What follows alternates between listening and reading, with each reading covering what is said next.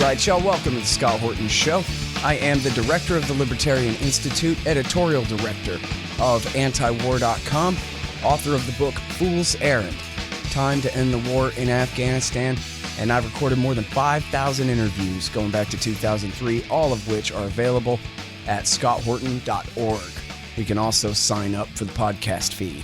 The full archive is also available at youtube.com/Scott Horton Show. All right, you guys, on the line, I've got Daryl Kimball. He is the executive director of the Arms Control Association. That's armscontrol.org. Welcome to the show, Daryl. How are you doing? Good to be with you. Great to have you here. What a headline here. I got to tell you, I love the title of this piece. Enough already. No new ICBMs. That's my new book, Enough Already. Time to End the War on Terrorism. So I really like your title here. No new ICBMs. That could have been the title of my next book, which is going to be a collection of interviews I've done on the question of nuclear weapons. So I'll have to come up with something else. Anyway, new ICBMs. I thought the problem was we already had more than plenty.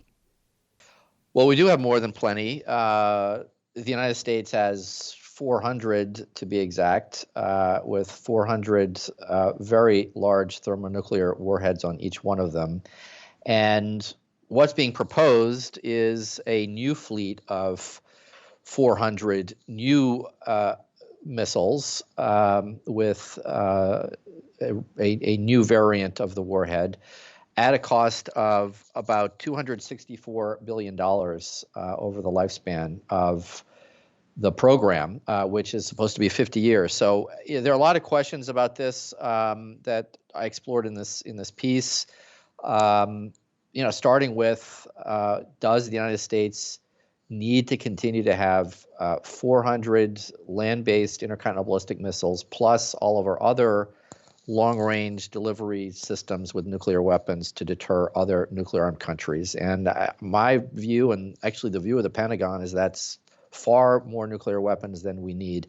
And yet the government is planning to spend your tax dollars to build a new set of missiles to perpetuate that very large nuclear arsenal. Mm-hmm. And now when you say that's more than the Pentagon says they need, are you referring to that study that was done under Robert Gates in the Obama years that said we need with just a couple of hundred nukes to deter all other major powers in the world, something like that? Well, not that low. I mean, some defense officials, going back to former Defense Secretary Robert McNamara, who was the SecDef under John F. Kennedy, he came to the conclusion that it would only take about 100 nuclear weapons on the part of the U.S. or the Soviet Union to deter a nuclear attack by the other side, given how absolutely devastating nuclear weapons are. But what I was thinking about in this article is in 2013, the Pentagon, at the direction of President Obama, reviewed the target list of the U.S. nuclear war plan. That is the targets in Russia, China, a few other targets, where these weapons are supposed to go in a conflict. They determined that the United States could reduce by 1/3 the number of deployed long-range nuclear warheads and still have more than adequate number of nuclear weapons to hit all of those targets, to hold them at risk, as the Pentagon language goes. So that means that the United States could, according to the Pentagon itself, reduce the stockpile from about 1,500 deployed warheads on these long-range missiles at sea and on land and in air to about 1,000.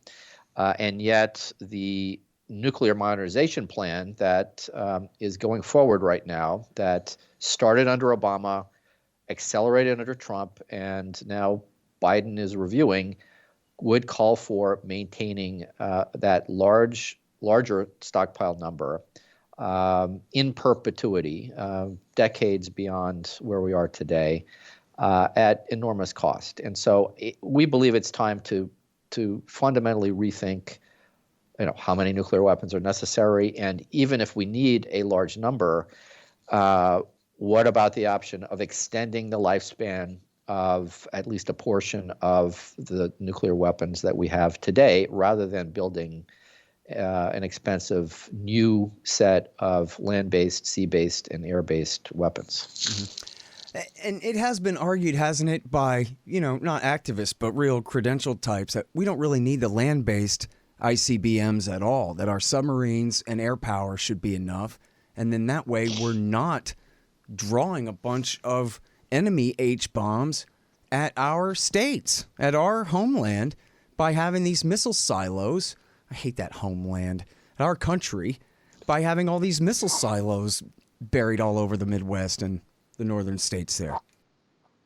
Well, exactly. I mean, the United States has what has been called a triad, a sea, land, and air-based force, and the missile silos it's Nebraska, it's Wyoming, it's Montana, parts of Colorado, is very much a nuclear sponge. I mean, part of the rationale that the advocates of these land-based missiles make is that these weapons would absorb a large portion of a Russian attack, and it would draw those detonations basically away from other targets, urban targets in the United States, and therefore we need to have these weapons.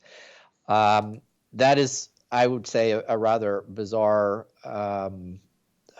argument. The United States and Russia could instead, I would say, radically reduce the number of or eliminate entirely their land-based ICBM forces, thus reducing the need for either one of them to have those weapons in the first place. Right. The other problem with this argument is that the land-based missiles are a use or lose force in a conflict. In other words, if American military officials detect a launch of nuclear armed missiles from Russia or China, they need to make a decision. The president needs to make a decision about whether to launch these land-based nuclear armed missiles within minutes. And the current plan requires the president to decide in probably less than 5 to 10 minutes whether to order the launch of these weapons and to get them out of their silos before they might be hit by the Russians, let's say. Mm-hmm. Now, this hair trigger alert situation, officially known as launch on warning, really increases the risk of miscalculation, of nuclear war by accident. And there have been numerous incidents in the past where false communication signals, false radar signals have suggested that the United States or Russia is under massive attack by the other, and that has led to alerting the forces, waking up the president in the middle of the night, getting preparations going to launch U.S. or Russian weapons. This is a situation that is neither necessary or safe. And so let's imagine that, the Russians do suddenly, for some crazy reason, decide to launch an out of the blue attack against U.S. missile silos. Even if all of these weapons were eliminated, the United States still has a massive, and I mean massive, retaliatory force at its disposal that the Russians would have to be thinking about. Just one sea-based U.S. nuclear-armed submarine carries about 160 nuclear warheads. And each of these warheads has an explosive yield of about 100 kilotons or greater. And to put that in perspective, the Hiroshima bomb, which destroyed utterly the city of Hiroshima in 1945, was a 15 kiloton, that's TNT yield equivalent warhead. So one U.S. nuclear-armed submarine could devastate a very large country and kill tens of millions of people all by itself. And we have 8 of these, sometimes as many as 10 at sea at once. So the need for the land-based force is highly questionable. And people like former Secretary of Defense Bill Perry, who was the Secretary of Defense under Bill Clinton, have argued that we can eliminate the land-based missiles entirely and reduce the risk of nuclear war by accident in significant ways. Hey, I'll check it out. The Libertarian Institute, that's me and my friends, have published 3 great books this year. First is No Quarter, The ravings of William Norman Grigg. He was the best one of us. Now he's gone, but this great collection is a truly fitting legacy for his fight for freedom. I know you'll love it. Then there's Coming to Palestine by the great Sheldon Richman. It's a collection of 40 important essays he's written over the years about the truth behind the Israel-Palestine conflict. You'll learn so much and highly value this definitive libertarian take on the dispossession of the Palestinians and the reality of their brutal occupation. And last but not least is the great Ron Paul, The Scott Horton Show Interviews, 2004 through 2019. Interview transcripts of all of my interviews of the good doctor over the years on all the wars, money, taxes, the police state, and more. So how do you like that? Pretty good, right? Find them all at libertarianinstitute.org/books. Hey guys, here's how to support this show. You can donate in various amounts at scotthorton.org/donate. We've got some great kickbacks for you there. Shop Amazon.com by way of my link at scotthorton.org. Leave a good review for the show at iTunes and Stitcher. Tell a friend, I don't know. Oh yeah, and buy my books, Fool's Errand, Time to End the War in Afghanistan, and the great Ron Paul, The Scott Horton Show Interviews 2004 through 2019. And thanks. You are raising so many important questions. I don't know how to organize them all. Can we start with why it is that, or how it is that some certain eggheads at the University of Chicago and the Rand Corporation and the Air Force or whoever, the Navy, have decided that this is how it has to be, and we have some game theory algorithm that says that this is smart, and we don't have to listen to Kimball, and we don't have to even listen to William Perry, who, as far as I understand, really worked his way up in the Pentagon up to Secretary of Defense and is a super wonk on this stuff. But his concerns just don't mean anything somehow, it seems like. Well, I mean, there are a couple of questions in there. I mean, one is, how did this crazy philosophy come into practice, and why do we continue to perpetuate it today? I mean, for real, and it is crazy, right? Like the first time I learned the word nuclear sponge from Tom Collina, I thought, man, I gotta get out of this line of work. I just can't do. And people email me still to this day. Is that right about the nuclear sponge? Where can I read about that? What is that? I mean, and that's nonsense anyway, right? Like in a full-scale war with Russia, we're going to lose New York City and D.C. and Long Beach and San Francisco and everything else too. They're not going to waste all their nukes on South Dakota. They're going to take out Austin, Texas too. Well, they're going to waste the silos that contain these ICBMs and a lot of other places too, because there are quote unquote military targets in large urban centers or near large urban centers in the United States. So in an all-out nuclear exchange between the United States and Russia, which could involve, as many as 2,000 nuclear weapons from each side, you're talking about utter devastation. You're talking about, immediate deaths from in the first 2 or 3 days in the hundreds of millions. And you're talking about longer term effects from the fires, the radiation, and the fallout. And then there are the longer term climatic effects. So, which, even a small nuclear exchange involving just a couple of hundred warheads would put enormous amounts of soot into the atmosphere, and it would have long-term climatic effects. So for all these reasons, a nuclear war can never be won, and it must never be fought. And, these realities raise questions about how many nuclear weapons do you really need to deter the other side?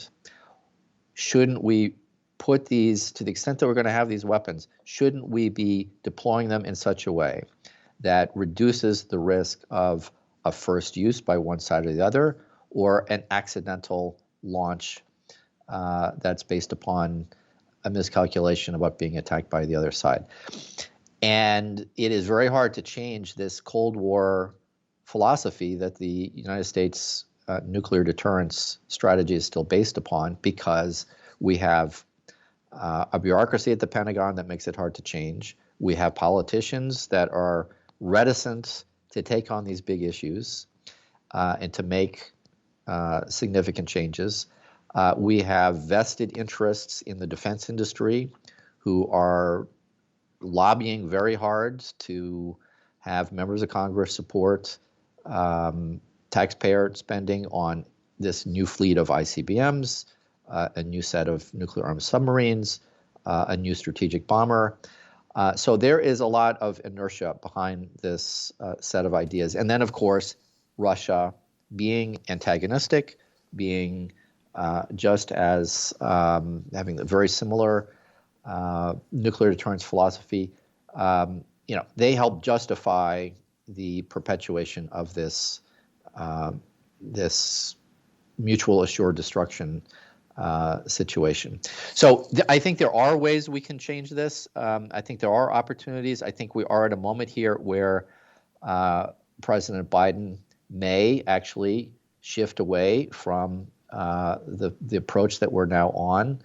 He's got to make decisions about whether to plunge ahead with this new intercontinental ballistic missile program or to pause it and reevaluate to see if there are other options that can and should be pursued. And that's what we're trying to do right now, and Congress is debating this. We'll be debating this in the coming weeks. Mm-hmm.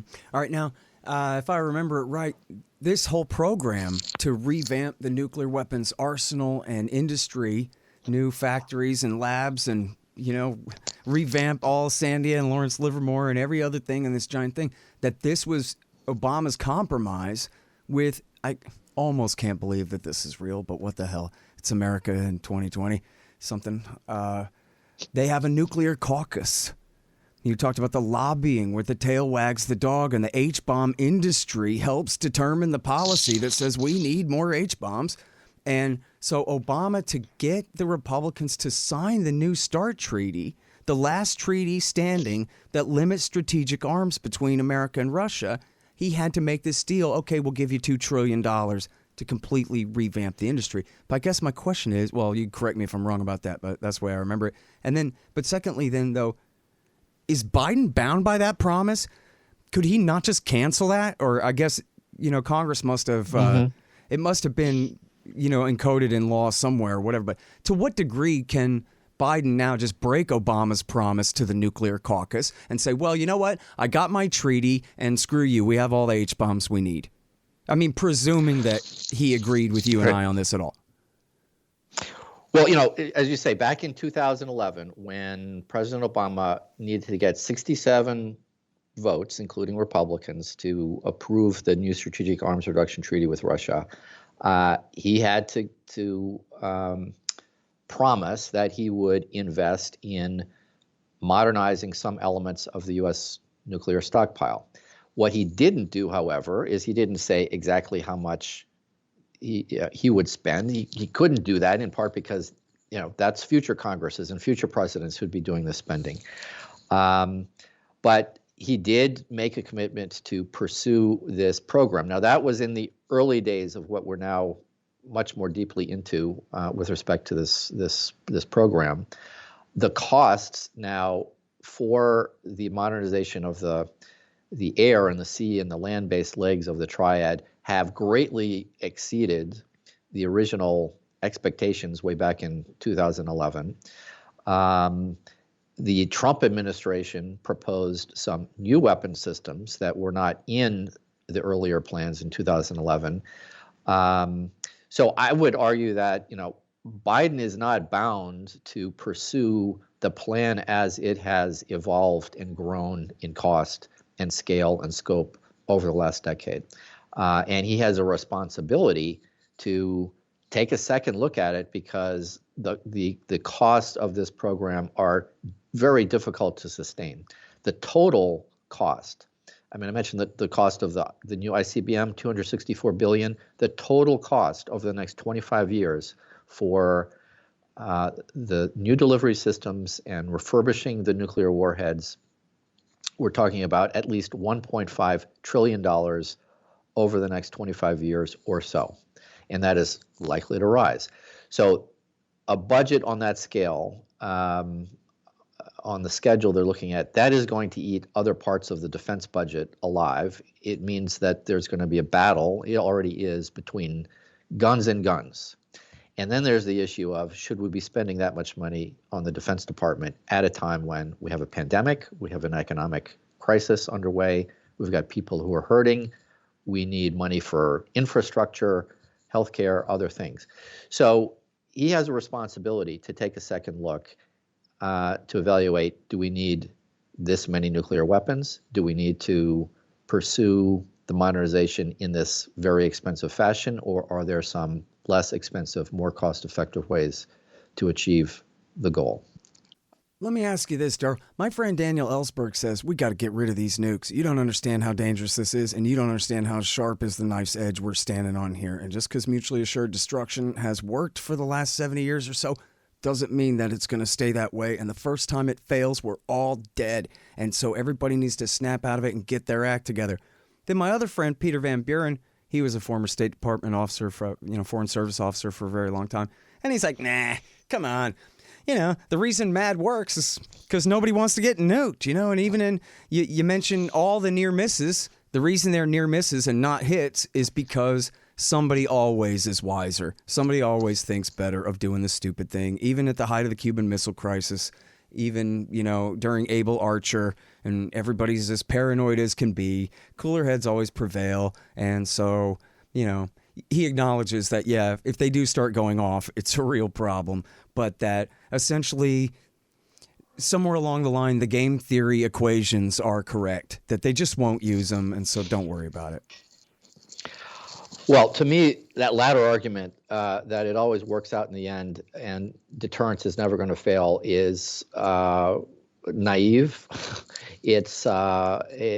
History shows that we have gotten through earlier crises and earlier close calls about nuclear weapons use through dumb luck, more than good management and wise decision making. And the other factor we got to remember is that, today we're not just talking about the United States and Russia and their deterrence relationship on a knife's edge. We're talking about China being much more assertive. We're talking about North Korea, which is now a nuclear armed country. We're talking about India and Pakistan, which border one another and have had border skirmishes that could easily have led to nuclear use, but for some, I would say, lucky and smart decisions on the part of a few individuals. So there are multiple flashpoints that we now need to worry about. And, deterrence has not failed in that in the sense that we've not had nuclear weapons use again, but that does not mean in any way that it's going to continue to somehow, either through luck or good management, continue to work. And so, just as though, we all know that we're facing a climate crisis, right? We know that our dependence on petroleum and fossil fuels is not something that we can sustain indefinitely. We know that that's dangerous for our planet in the medium and the long term, and that we have to wean ourselves off of that petroleum-based energy economy. I think just in the same way, we have to recognize that nuclear deterrence and threatening to use massive numbers of nuclear weapons against other countries if they use them against us is a dangerous and unsustainable model for international security, and we've got to move away from that. It's not going to happen overnight, but it is not sustainable. So I think, in the end, Dan Ellsberg is right. Dan Ellsberg was there during the Cuban Missile Crisis. He worked this issue from the inside. I would trust his warning, and we need to heed that kind of warning. Mm-hmm. Yeah, I forget the original source now, but it's a very credibly sourced anecdote out there. People can find it, where when Dick Cheney became Secretary of Defense under Bush Sr.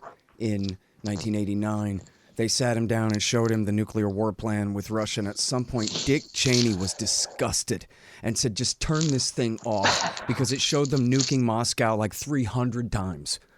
And he just said, what in the world? Who drew this? I want to review. Somebody Paul Wolfowitz or somebody rewrite this damn thing. What is going on here? And when Dick Cheney's that frustrated with the war plan, you know that there's some mis and disincentives in there. You know, my friend Gordon Prather, who worked at Sandia and made nuclear weapons, that was his career, making nuclear weapons for the Cold War. He said, you know, their reputation, this is just, you know, everybody knew this in the military. He was the chief scientist of the Army. He said, listen, nukes is a dead-end job. So all the losers become the officers in the nuclear department. Instead of having the sharpest, best minds, you have really dangerous kind of slobs who, you know, end up getting shuffled off to that department. And these kinds of things where somebody better be taking a fresh look at this. Oh, here's a good question I was going to ask you. There must be a new nuclear posture review being worked on right now to come out this year for the new Biden administration, right? Does anybody you know have any input? Is there any kind of discussion among you wonks about like, hey, it doesn't have to be this way. Let's broaden our minds a little bit and think about how we could do things differently instead of just how some lobbyist wants? Well, so what's very frustrating and important to understand about nuclear strategy is that the president and the president alone makes the final decision. But if the president does not provide the kind of direction necessary, the planners at the Pentagon will tinker at the edges, and we don't see too many changes. So nuclear policy reviews, often called nuclear posture reviews, they're incredibly important, and they can lead to significant changes, but it requires that the president provide clear direction about where he or she wants to go. So yes, Joe Biden and his team are going to be doing some sort of review of existing nuclear policy. It may not be a full-blown intensive review. It may be a kind of a rapid review, as opposed to what was done during the Trump and the Obama administrations. But he has a chance to make some key adjustments. And what's interesting about Joe Biden is, you know, perhaps more than any other president in U.S. history, he understands what's at stake. I mean, he's been in the Senate since 1972, vice president.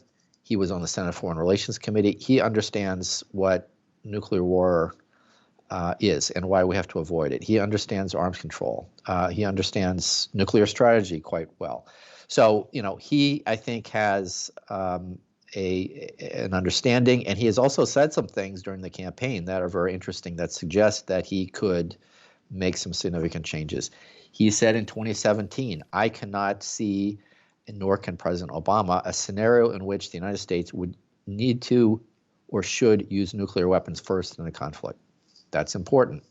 He's also said that we need to reduce our excessive spending on nuclear weapons, and we need to reduce the role of nuclear weapons in U.S. national security policy. So those are positive. Hey, you say the New START treaty, which is the most important thing in the entire world, right? You got to give him credit for that. And then, but so that he also did that raises in the first week. Could he get us back in the INF treaty or the Open Skies treaty? Do you think there's any pressure on him to get back in the other treaties that Trump abrogated here? Well, I do know that the Obama administration and U.S. allies in Europe, who are still part of the Open Skies Treaty, are looking for ways to bring the U.S. back in. It's not easy after Trump officially pulled the U.S. out, but they're looking at options. So that's positive. We'll have to see what they come up with.